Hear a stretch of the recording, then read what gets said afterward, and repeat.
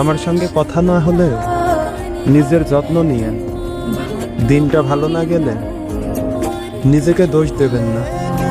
সময় মতো খাবার খাবেন, অকারণে মন খারাপ করবেন না। রাতে ঠিক মতো ঘুমাবেন, চিন্তাগুলো একটু দূরে রাখবেন।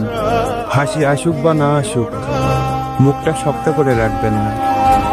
মন খুলে হাসবেন, কারণ আপনার জীবন থেকে একটা খারাপ মানুষ চলে গেছে, যে কিনা আপনার জীবনে একটা অভিশাপের মতো হয়েছিল।